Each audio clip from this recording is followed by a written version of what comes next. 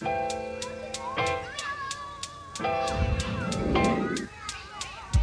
down, class.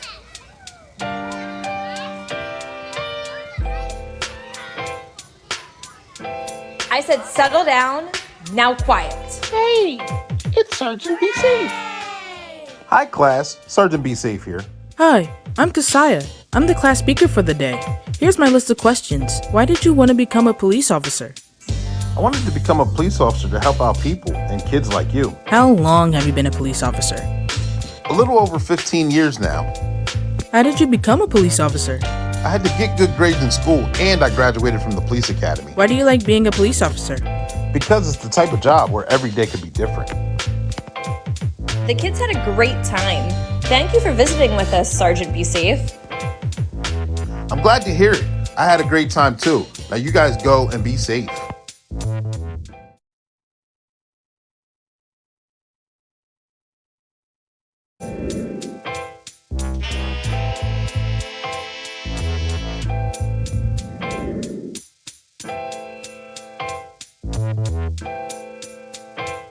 Subscribe now.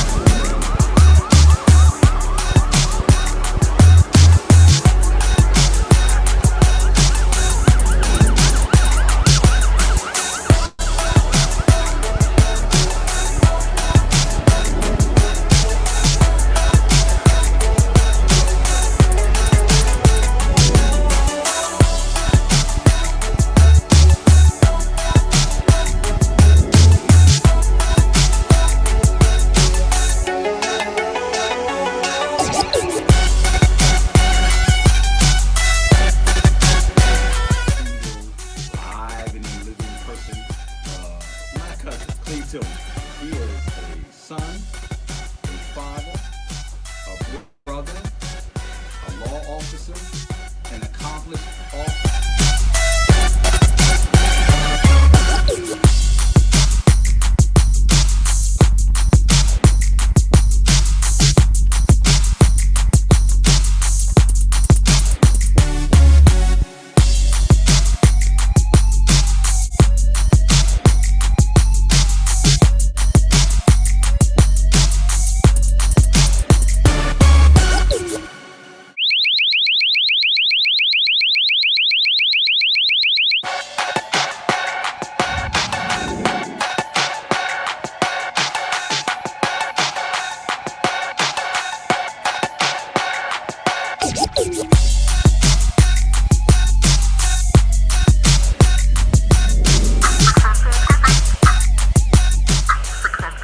And 4 over and out.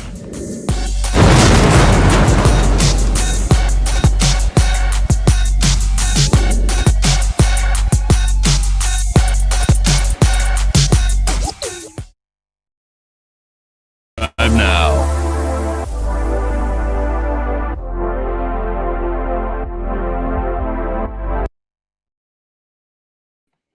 Good evening, ladies and gentlemen, boys and girls. Thank you guys for tuning in. We have another amazing show this week ahead of us. Some of you see the name right here. Some of you may know him. Others of you may not. But get your questions ready and get ready to learn something and get ready to have an amazing time with this interview. It's your motivational speaker, your empowerment coach, your author, and your favorite baker's favorite baker, Coach Clee, coming at you with another live video.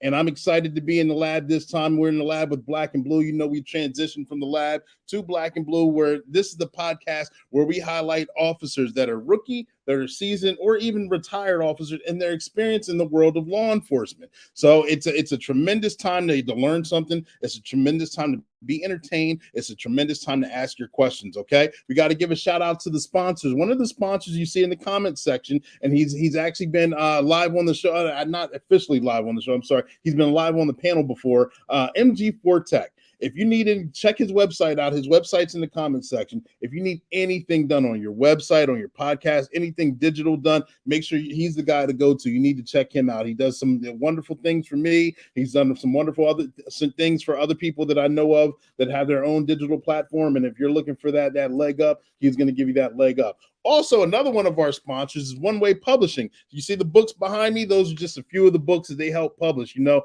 their motto is they could take a mere thought and turn it into a book that's bought. And so One Way Publishing is a great place where if you want to be a self-author, if you have editors, publishers, formatters, artists, photographers, so many different things. We can bring your needs to the forefront. And One Way Publishing is also a sponsor for this platform, Black and Blue, and Sergeant Be Safe. And I hope you guys are liking the Sergeant Be Safe commercials because they're going on strong and they're a lot of fun to do. Stay tuned because I got a special guest that's coming to the forefront momentarily.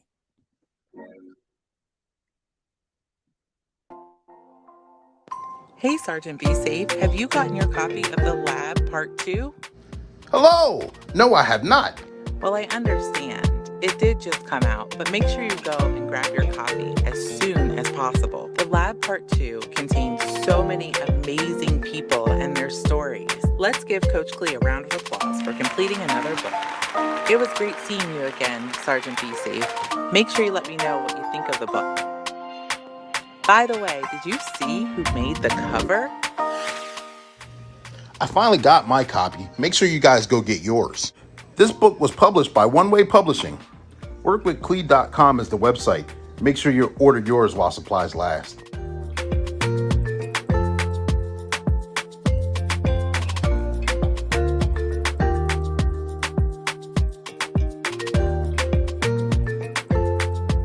Subscribe now.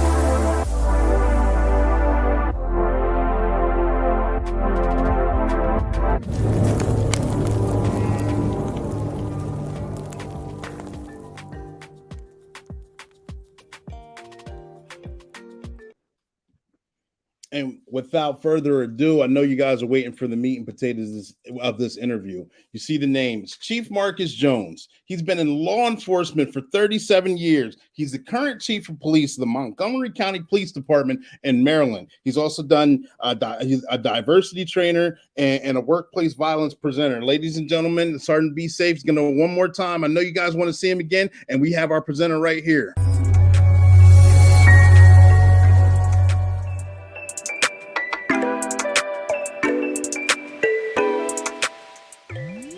Hello, this is Sergeant Be Safe. And I want to welcome all you viewers and our very special guest to Black and Blue. So get your questions ready and enjoy the show.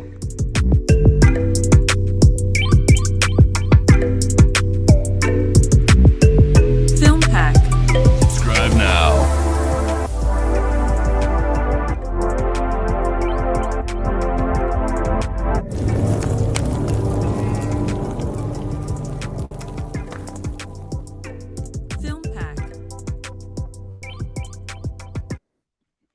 All right, ladies and gentlemen, here he is. Without any further ado, Chief Marcus Jones. Chief, you there?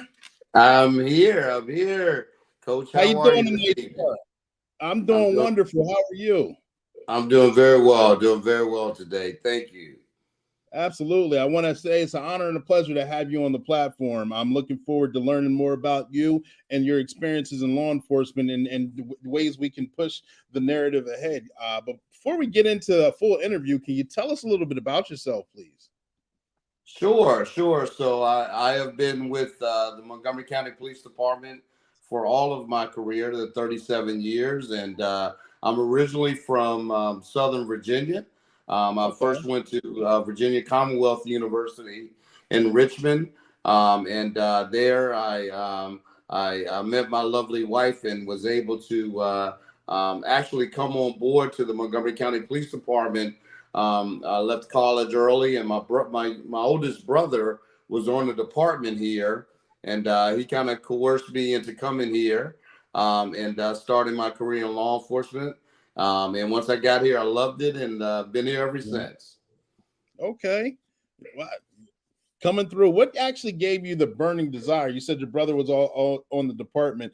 Did he give you the burning desire, or was it something that the glamour, the glitz, the action, the helping the community? Is there something that actually gave you the burning desire to want to go through the academy? So it's interesting. Years before, I mean, to go back some ways. First of all, our father was a Baltimore City deputy sheriff. Okay. And had given us some exposure to, the law enforcement, the career, and just to see what that was all about, his connection with the community. We were impressed about, how people had a lot of respect for him, but how he had a lot of engagement and community outreach in his own way. And we found it to be quite interesting. I actually went to college, and both my brother and I went to college that were business majors and the like. But I think, the excitement and the opportunity to allow us to be able to start our career. And for the fact that when we really started, there was a big push, particularly here in Montgomery County, to hire more minority officers, because that was something that they were clearly lacking in at the time both of us came on. So we really, the opportunity was there. And then it was sort of like just merging, and it was a fit for both of us. And again, I was forever grateful for him exposing me to the opportunity, because otherwise I don't know if I would have necessarily taken that track being a business major. So yeah, that seems like an extreme difference. You're going to school for one thing, and then you go a totally different route, and then absolutely you made a total career and life out of it. Absolutely. But the ironic thing is, in my concentration, even in business when I got my degree, it was still about human resources management, even though a little bit different, but a lot of the same, right? That in retrospect, even in my role as chief of police, and as I've gone through the ranks, I've been managing people, right, in many different kinds of ways. So it's still, there was this merger that still occurred, even though I was in the law enforcement field, as we all know. So it's an interesting dynamic when you can bring other attributes of your education into a field such as law enforcement, because it's a very diverse field in its own right. As it is, yes, it is. What's your? I know it's we understand in the label says chief of police, but what's your current position and responsibilities? Yeah, so here I am in Montgomery County. Montgomery County is a community. We have 1.1 million people. Okay. And so the county police department here in Montgomery County, we police the entire Montgomery County community. So I oversee 1,200 police officers, plus about 700 professional staff. So we have a pretty big staff. And I manage those individuals who are phenomenal people, who do great work in our community. And my job as the chief is really to coordinate efforts with a wide variety of our community, to include the community members, to include our high-ranking legislative officials, as well as other high-ranking county government officials. And then when you're working with business community, you're working with residential community, in order to, again, create that safe environment, and to do it where you're actually doing your very best to build trust. And I know we'll get into that probably at some point, but building trust amongst everyone, no matter what community. Montgomery County is very diverse. So my role as the chief is to be very having that understanding of policing in a very diverse community, and making sure that our department is providing that quality of service and giving respect to everyone, no matter where they come from, what their social condition may be, what their financial condition may be, regardless.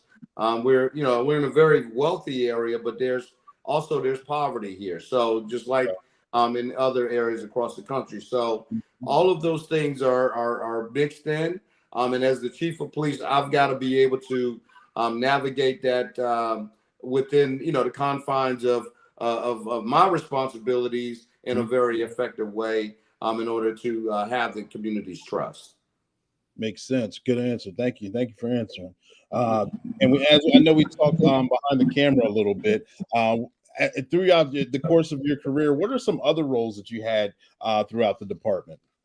Yeah. So again, having been here for 37 years, I mean, I feel like we talked about this. I feel like it's almost too many careers. And in my younger days, I really spent a lot of times in patrol, but also I worked a great deal of my career as a narcotics investigator. I was an undercover officer for some time, but also did some major offender cases. And I worked in that role in actually 4 different ranks throughout my career. And I found that to be very rewarding. And I learned a lot and had the ability to really grow in that particular part of my career. But then I transposed into police management.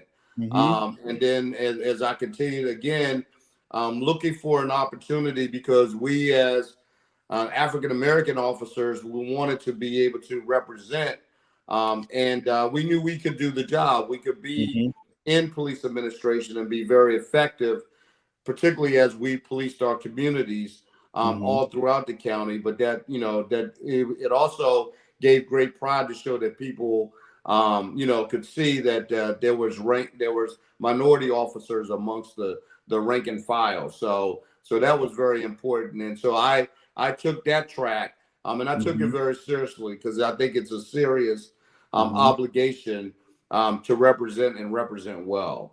Yeah, absolutely. Absolutely. Is there anyone or a group of anyone that may have been a senior officer or FTO or just someone in your family or anyone that you kind of shadowed yourself under? Is there anyone that mentored you or helped influence you to help you get to where you're at right now? Yeah, so one of the things I took a lot of pride in, I think, first of all, as I mentioned, my father, and then I gave the example of his community engagement, which that was sort of a baseline, a foundation. But when I became a part of the department, I mean, my brother was a little bit of a mentor in a way, because he even policed communities a lot different than the average police officer. Because he could develop relationships, particularly in the Black community, that was able to resolve a lot of problems that were happening. And he had the trust of the people in the community in order to be able to resolve that. And I looked up to him with that. I remember one time we had an officer involved shooting in a predominantly Black neighborhood. And it really sparked some bad feelings, almost to the point of a riot. But my brother and some other officers who had the respect of those people in the community were able to basically calm the community down and work through that with no one else being injured or harmed, to include, the community, and also to include police officers. But also, I would say, I remember when I came on, and this is, we look at history, and I think people need to really have a good understanding of history, no matter where you work or the environment in which you work or live. So it helps you to understand a little bit better about what you have to work through in order to get to certain places. But one of my mentors was the first African-American officer that was hired here, which was in 1968. And his name was Richard Williams. His name is Richard Williams. And Dick was the first African-American. He made it all the way up to assistant chief in Montgomery County. He would later become the chief of Madison, Wisconsin. But Richard really gave us a roadmap, right, of really understanding how to work hard and how to obtain and work hard to get through the ranks, but also be efficient in working with the community and giving, and doing it with the respect of the Black community, and helping to bring others up along with you. Right. And that was one of the things that I found to be a great lesson. And one of the things I try to emulate today is trying to figure out ways to pull people up with me along the way, particularly people of color, and help to guide them in what their ambitions are. Gotcha. So, and I know you spoke of community and community being very important. Community, sometimes, you're being the buffer between certain officers with the department and certain members of the community. And if you're engaged with the community, you can help mediate situations before they explode and get out of hand. And you talked about individuals, whether they're business minded, whether they're wealthy, or whether they may be below the poverty level, they still need to feel safe and secure. How important do you feel community policing is in this 21st century? Well, I find it to be very important. And, I think the one thing that seems to always, from my mind, I think it's very unique because a lot of people have a different view of what community policing may be. Okay. I think one of the basic premises in law enforcement, when you look at, we have 18,000 police departments in the United States. And when you really think about it from a perspective that policing is local, right? It's really, what does that particular community want their police department to provide as a service to them, and what's important to them, and the problems that they may have in the realm of public safety. And so, but the basic premise for all of this, I think the constant is relationship building. Right. I don't care where you are. When you have a relationship with your community and you're able to eliminate the fear factor of the unknown, right? On both sides, particularly on both sides, right? Regardless if it's the community members who've had a bad experience or bad experiences with their local police department, or as the police officers themselves who have a fear because they don't understand the very people that they police. Right. And so with that, creates that friction and that conflict. But when you know each other, right, and you begin to eliminate those fears, then those things, then you make for better, I think, community relations, and there's for better success and for safer communities. And I think that's some of the premise of where law enforcement really was well behind. And our department was like that. We're no different. We're not the perfect police department. But one of the things I think that I have always strived to do, and what I continue to do with my current department, is to get them to understand the most basic concept of focusing on relationship building and earning the trust of the community through that way. And you got to do it with communicating, right? You can't sit in your police car and think that just because you're driving to a particular community, you're automatically going to earn respect. It doesn't work that way, right? We know it to be that's a failed option. So these are the things that I think that are important, and community policing will all come together about how to interact with young people, with your senior citizens, with everyone, right? Because now you created that avenue of welcoming on both sides, and you're okay with allowing them into your space as well as you are going to be allowed into their space. Right. When we closed the doors, and policing was good for that. Well, we didn't want to talk to the community about a lot of things because we would tell you, oh, no, that's we can't share that information, right? and so it became like it was this secret society in many ways. And in reality, there was really no need for us to do that because, again, I think there were other ways that we have proven to be true now that we've allowed that door to be open and allow the community to be a part of the solution making in order to make communities safer. Absolutely. And I like that you touched on you said it a couple times with communication. I know we harp on soft skills, on learning how to talk to people, whether like you said, the youth, the middle class, the elderly, whatever, wherever you're at, learning how to talk to people on a call or just out and about, whatever you're handling business, is an important skill, because that's the gap that bridges the gaps between the two entities itself. Absolutely. I say this to my recruits and to my officers all the time. We have a lot of equipment that's attached to us on our uniforms, right? But the greatest tool that you have is actually your mouth and communicating, and your ears, right? Those two things.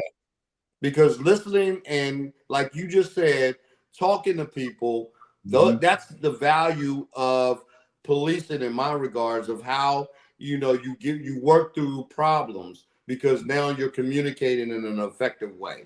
But you have to listen, right? As much as you want to talk, you also have to be willing to listen, and listen well. And so that's a skill I had to work on, right? And I remember in my younger days, that was one of the skills that I knew I really needed to work on. And so that's something that we really push towards our officers, to help them, because in today's environment, particularly with the world of social media, the new officers that are coming through, and I don't blame them specifically, because that's the environment in which they've been, that they've been a part of. But the reality is that you can still teach this way of communicating, and they can be great communicators. And it may not be the way that you and I might have communicated, right? They still have a way of communicating with the public that's still effective. But they have to be pushed in some regards to make sure that they understand this is that valuable tool. These other things that we have on our belts are not always the most valuable tool that we carry each and every day. Right, absolutely. And I remember one of my instructors during the academies X amount of years ago, they said, you got 2 ears and 1 mouth, so you can listen to twice as hard as you would need to talk. And that resonated with me. I'm like, yeah, that does make sense. You need to listen twice as hard before you open your mouth and back. Yes, great way to put that. Absolutely. Yeah. Yes. And along with community policing, does your department, or do you take effect into anything like things like National Night Out, or Shop with a Cop, or Coffee with a Cop, or any of those events that kind of engage with the public as well? We do all of those, right? Okay. We do. And again, I love National Night Out. The only thing I don't love about it is only one night out of the year, right? That's true. But I love it because our community, they embrace it. It's so busy here in the county that I can't even make all the events. I have to kind of pick and choose which community events to go to. But we do. We have these Cop with the Shop program. We have Coffee with the Cop. And we're even trying to grow our community engagement into a larger community, and doing a lot of things more. Particularly, we've done we did a basketball league, for example, this summer in one of our more, higher crime areas. But it was great for the kids because it gave them that something to do, something to look forward to.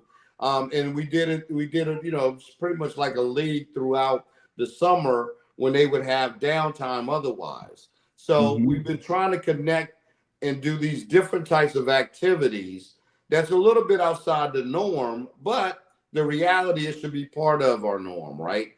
Because it's engagement, and not only are we just playing basketball, but the reality is we would take time and we would bring in people from the community, some guys who have gotten in trouble before with the law, to help them explain to the young kids about the route in which they took, which was the wrong route, but how they corrected and are now living their lives in a better place. Or, some other positive role model that could also be brought in that the kids might look up to. And it's just didn't have to be all police officers, because we wanted them to understand that we're all in this together and we support them. And so again, it gave them to look at the police in a different light, and not just about, when you see us that there's trouble in the community just because we rolled in and we're walking around or whatever the case may be. We want to give them that opportunity again. It's relationship building. So if you build relationship, now you might see an officer that you now are familiar with, at least you can recognize, and maybe you feel more comfortable in having some dialogue if that's necessary. Yeah. Good answer. I think community relations is very important, that make everyone feel secure and actually get answers for certain cases or calls too. You start seeing a familiar face around, you feel comfortable having a call. Oh, that's the cop who played basketball with me. He's actually pretty cool. I know he likes his individual sports team. He seems like a decent person. He seems like a human being. I'm gonna tell him, I'm not snitching, but hey, you might want to keep an eye on such and such going on at such and such time of day. Right. Yes. Yes. Absolutely. And I think that's the value in it, right? This is where I stress to my officers about, people in the community will, they want like you said earlier, the communities everybody wants to be safe, right? Yep. Everybody really does want a safe environment. So, but again, they've got to have people that they trust in order to be able to share the information with, in a way that's effective. And so you're exactly right that but if you don't have that relationship, you'll never get that. And I told people, I said, much to the success that I had, even when I worked in narcotics, was about the relationships that I had with people who actually gave me information to help me build cases. I wasn't a drug addict, right? I didn't live in that environment, but the people that I could gain their trust to share information, and they did it in an effective way.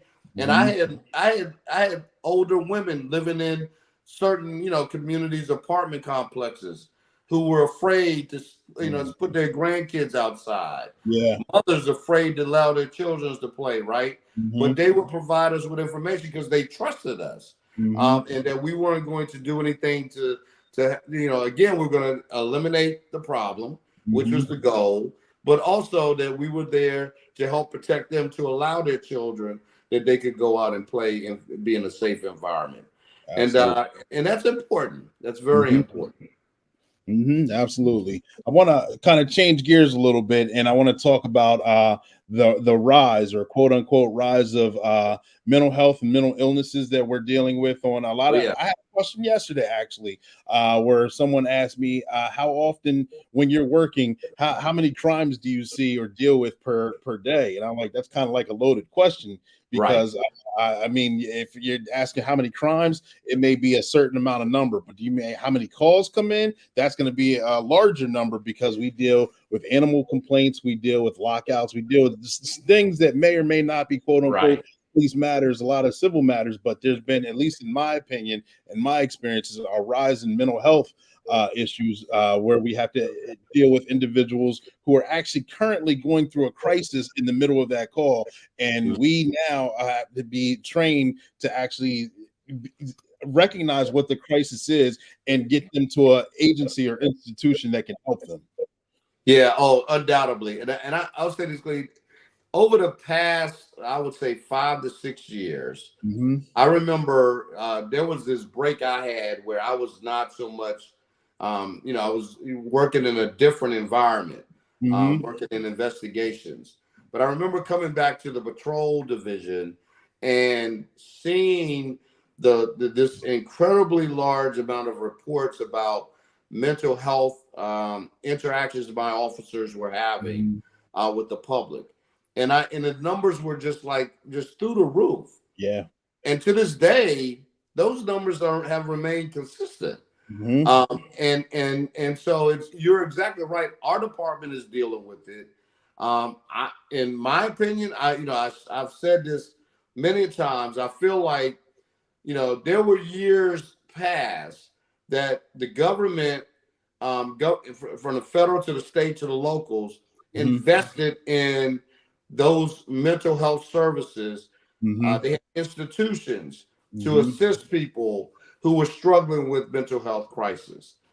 Those things have been really almost, I wouldn't say totally eliminated, but they have been decimated, right? And so now policing has become the how we've become front and center to be the solution makers for these individuals who go through these crises. And unfortunately, I see it across all parts of society, but you clearly see it in the minority community at a high level. Okay. And so that we see here.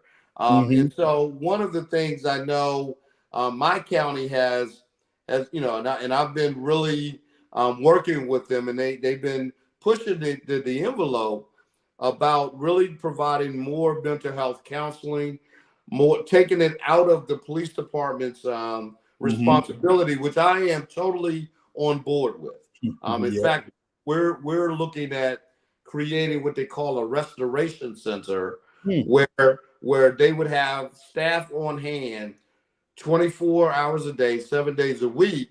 That now, if a police officer does encounter an individual who's going through a crisis, that they have somewhere that they can take them, and really does not fall on the hands of the police. I mean, now if we interact with someone who's going through that crisis, I'm sure you probably in the same boat. We're spending 3, 4, 5 hours with that one individual in an emergency room until they get service, and that can easily happen. Here, this whole concept that we're coming up with now, it's really going to be focused on us really kind of just taking them to the center and handing them off to the professionals to allow them to give them the service. So that's where I think those are the things we've got to go in that direction, right? I mean, there's an increase of amount that we're having of what we call mobile crisis teams. We have more social workers and crisis workers who are working with our officers and coming out and doing interventions. And that's been successful, but I think it could be even greater. And so clearly it's a problem in our society.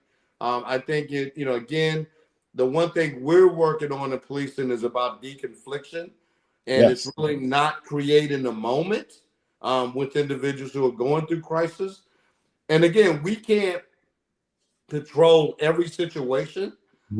Sometimes the other person on the other side of that does control the narrative to some degree, depending upon what are they thinking, what do they want to do to themselves or to others, that can sometimes cause that.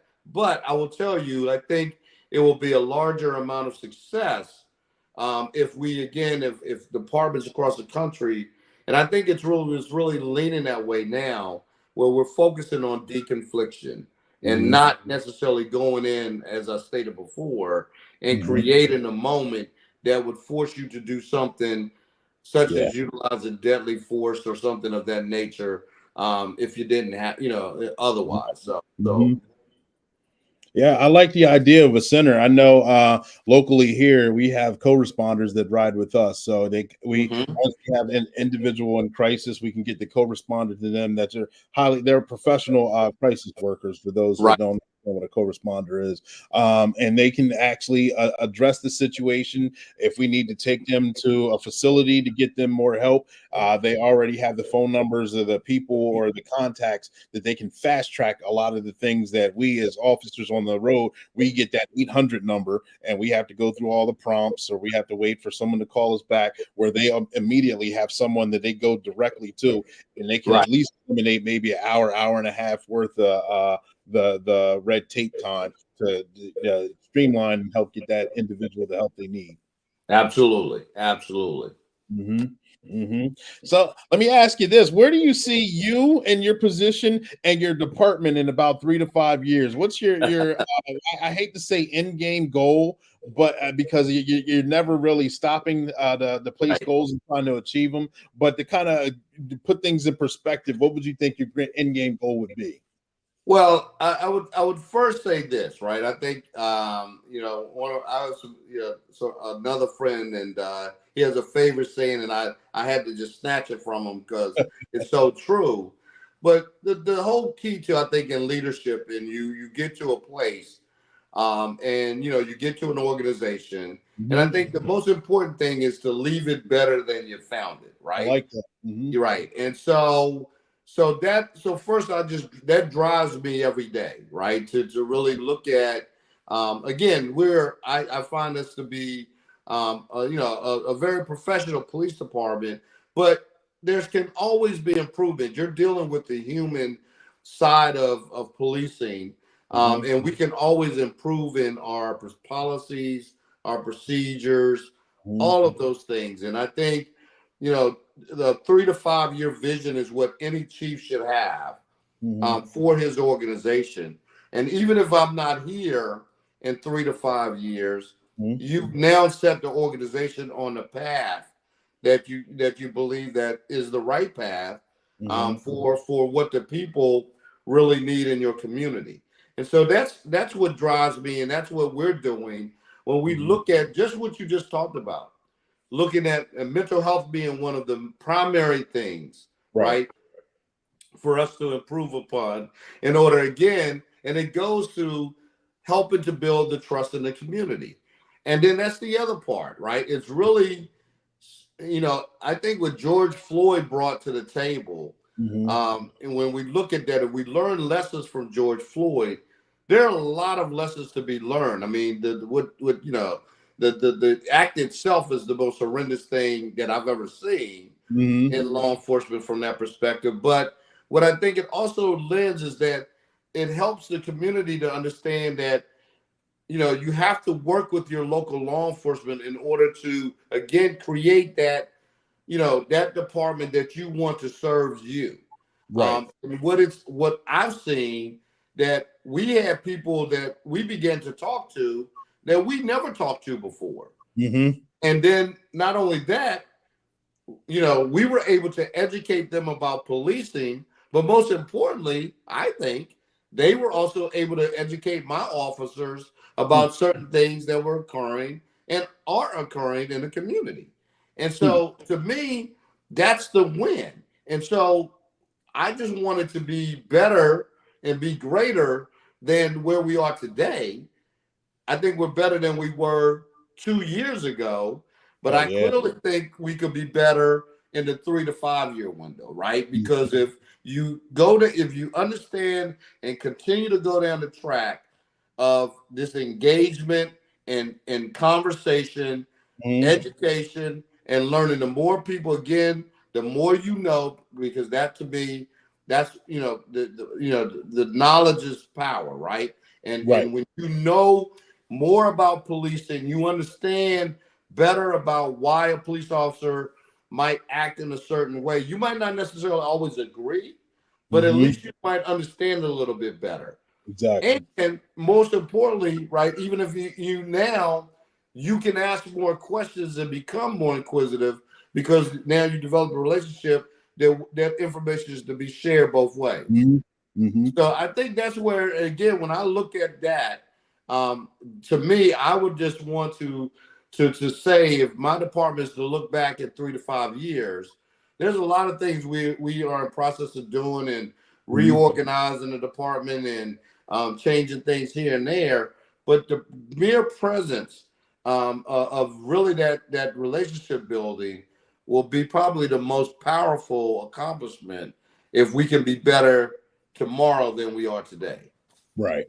I like that. Good answer. Good answer. You touched on some things, we talked about on the show many times before, those of you that follow. Law enforcement is very cyclic. And like I say all the time, one minute or a few years, we're at the very top and we're everyone's hero and everyone loves us and we get parades and banners and we're just on cloud nine. And the majority of the time, at least from my experience, we're normally in the middle, where a lot of the people love us, that a lot of people may not like us, but we're tolerated. And then when we're needed, we go one way or another. Of course, during the beer virus, that happened, and so many things happened during that time. We were at the very bottom, and we weren't highly favored for what seems like a long time. It seems like we're coming out of that. But with like not only police departments or law enforcement, like a lot of other agencies, they're suffering from applicants, from recruitment and retention. How do you think we as a whole in law enforcement can take on those challenges and be more appealing to individuals who are not either want to hang on to the job a little while longer, or coming out of school or the military and want to get into law enforcement, or kind of on edge about getting into law enforcement? Yeah, I mean, I think most importantly, we have to really come up with these strategies to help to really sell ourselves in a way that's effective and people can understand the value in their service, right?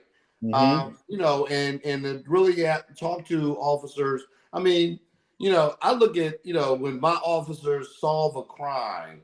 I mean, just recently we solved a cold case, a homicide that was 50 years old. Oh, wow. Right. And so, congratulations.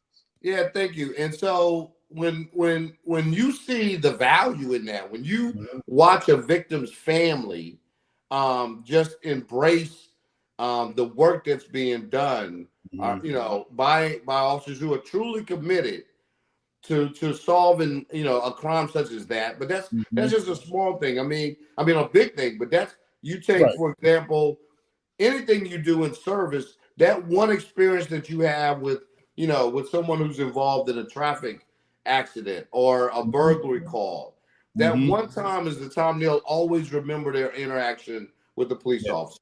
Yeah. And so there are those things that have occurred in my career, and I'm sure in yours, that I can remember, that I think that gives me sort of that oomph to continue on to serve people, because I see the value that I've impacted somebody's life. I might not have known it at the time that I did it. People might have told me this 10 years later, but I will tell you that, you know, that's something that, you know, I don't even know if there's an amount of money that can satisfy me that way, right? Yeah, so, I can understand that. Yeah. So I think it's about, again, you know, when you get to talk to people who like serving people, who like doing something for their community, and they do it in a way that's honorable. What better profession is it than this? Now, granted, you're working in an environment that people, you know, they love firefighters, right? Because firefighters can put out the fire and save the day, right? And police officers, we have that enforcement role that most people in the community they don't like that, right? Right. They don't like the fact that you could get a ticket or get arrested, right, by a police officer, and that's understandable. But also, but I think, again, if you are really making sure that you as a police officer are shown as a human, and that you can demonstrate your human skills, then people will then, of course, they will accept you better. And I think again, when people are nervous about crime, they want to be safe, they're going to respect you, but you still have to earn their respect by, and this is the entire profession. This is not just, you know, this is not Marcus Jones just telling you this. Right. Because, you know, I can be that perfect guy. You can be that perfect officer, but there's somebody in another city that does something that's totally damaging, and it becomes another George Floyd, and then the entire profession becomes tainted. So you know, we live in that type of a society, in the environment. Unlike most professions, most doctors don't get treated this way. You know, most nurses don't get treated this way, right? But in policing, we're more magnified because you have a power that most people don't have. And you have the ability to take away people's liberties, and from that perspective, and so we have to be, you know, making sure we don't abuse our power. Exactly. And make sure that we do this in a very humane manner. And still, I tell people, I said, I've arrested many people, you know, that I wouldn't bring them home for dinner, but I can sit there and have a conversation with them, right? Exactly. Yeah. And just talk about the most basic things in life. And it's not an adversarial condition. It's just they did something that, you know, that's they're accused of making a mistake. Mhm. They have to, i.e., pay their debt to society, whatever that might be. But I'm going to still treat them fairly. I'm not going Right. to demean them, and I think that's the part where sometimes people overstep their boundaries in policing, and we know there's a lot of history behind that. Oh yeah. So no, undoubtedly so. But if you're doing it the right way, and this is what I think it's still an honor. You got to go out, and we as police officers and people who are in the profession, we have to be ambassadors to those who want and try to encourage them to be a part of this profession, because it is very honorable, but it's a challenge. It's nothing is easy, but anything that's rewarding is definitely not going to be an easy task. So that's so true. Good way of putting it. That's a great way of leading into my next question as well. Having these skills. What would you say to an individual coming out of school, college, military, and they're looking to get in the profession, but they have questions and they don't know who to reach out to? Their questions are, what kind of skills should I possess before I actually start applying for departments? What would your suggestion be to them? Well, I think if you have a track record of showing that you are committed to public service, I don't care what might have been your track prior to wanting to get into law enforcement.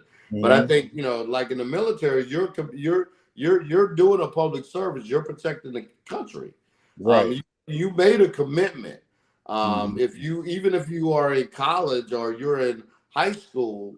Most of the police department, I would want to know, what else are you doing outside of your normal norm, if it's school or high school or college, or if it's just work.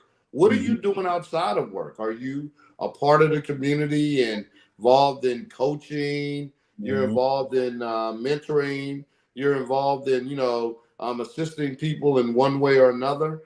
To me, that community service goes step in step with what you would be doing as a police officer. Right. And I think it has its rewards. It's an exciting field. As I think you noted earlier, in your opening, no 2 days are exactly alike, right? It's exciting, and from that perspective, and this is, I think, the most important thing. I think people have a misperception that the majority of our communities don't respect law enforcement. And I find that to be far, far from the truth. I think that what I call the silent majority are people who the majority really do support law enforcement. It's just that they're not the ones, their voices are not being magnified for you to hear that.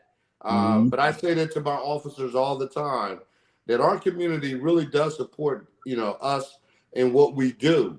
It's just the fact that we don't hear it as often, and therefore you listen to the loudspeaker over here that might be more negative, and that becomes your focus. And so that sometimes then we look at it, and it really does lower your morale when that's all you think you're hearing. But in the big scheme of things, I think really people have to understand that it's an honorable profession. People have always found it to be that.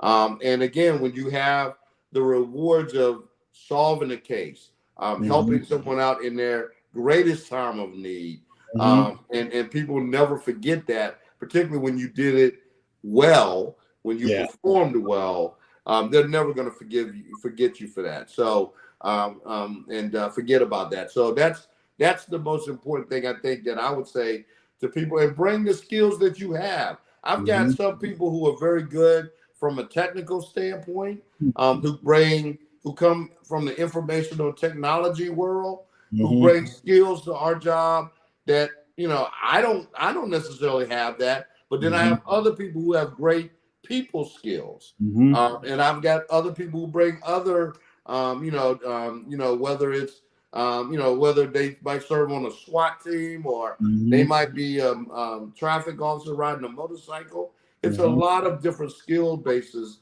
that are part of this profession. And not 1-2 people are alike for the most part. And so I think that's the greatest part, is the diversity Yeah. of the backgrounds that people bring to the job. Absolutely. Good answer. Good answer. Thank you. Thank you. Yeah. Ladies and gentlemen, stand by. We're going to cut to a quick commercial and we will be right back with Chief Marcus Jones.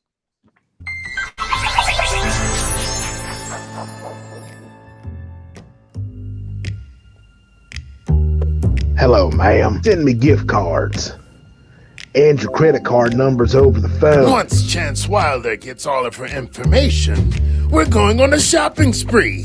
I'm talking Gucci, Fendi, and Prada. I'll send the police to your house. You mean to tell me that if I don't send you my credit card numbers over the phone, you're gonna come to my house and arrest me? Absolutely. I love shopping on Amazon Prime, especially when everything is free 99. I can't believe people are so gullible. Sergeant, be safe. You're right on time. Can you help me?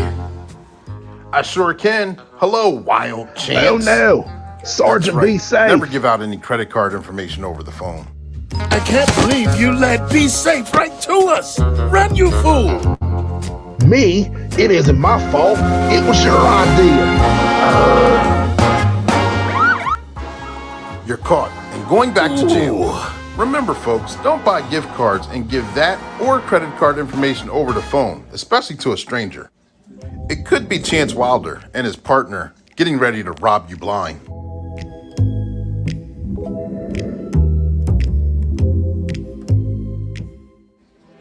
Remember, take it from me, Sergeant Be Safe, and that'll be your tip of the day to get you on your way. Subscribe now.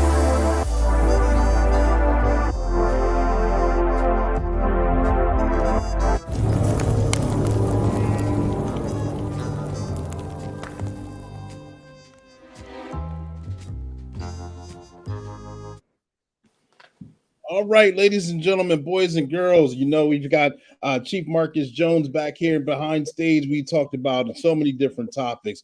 Got to learn about his background, got to learn about his working narcotics and the rise to power and his current position and responsibilities as being the current Chief of Police of Montgomery County Police Department in Maryland. We got to talk about mental health. We got to talk about applicants and recruitment. We got to talk about community service, which is a huge deal right now. Everyone's asking you those questions. And in the course of conversation and so many different things, I may have forgot to ask a question, or he like I said, he's backstage. He may have forgotten, his memory may have gotten jogged, and he may want to actually talk about another topic here quickly. Chief, are you still here? I'm still with you. Thank you, sir. I appreciate it. I appreciate it. If there was anything that I forgot to ask, or if there's anything that you would like to say right now, the floor is yours. Thank you. Well, I appreciate it, Clee. I think that the profession of policing really has come a long way, but we've got and it's still a ways to go. And it's an opportunity again for community to be involved. I encourage people to know your local police department, to know what district you live in, and know who that commanding officer is, and create a relationship with those folks who work in your district, so that again that will help to, I believe, eliminate a lot of fears on both sides. And I think that I encourage even the local police departments to do the same, right? To be more open to having those types of relationships and being open to community events that again, everyone gets to know each other and it becomes a better environment. There you go. Absolutely. I agree. I totally agree. I understand. And Chief, I appreciate you coming on this live, blessing this platform with your knowledge, with your skills, with your information. I appreciate you donating your time. I'm truly grateful for that. I know this is the first time we connected digitally. I hope it's not the last. I wish you much success. I hope you and your department flourish, and I hope the law enforcement arena in itself it soon rises back to the levels of greatness where I know it can be. Absolutely, sir. And please, I'll be more than happy to come back, and if you would so have me, and stay safe, and to everyone, please stay safe and stay healthy. Absolutely. Thank you. And thank you, ladies and gentlemen, tuning in. And thank you, ladies and gentlemen, who are going to watch the replay. Make sure you guys tag, like, and share. Remember, we go live weekly with an interview of someone from that's either a rookie, seasoned, or retired officer, and they explain their background and their experiences. So make sure you guys get your questions ready. We will be live again next week. We love you. Be safe and continue to tune in. Good night.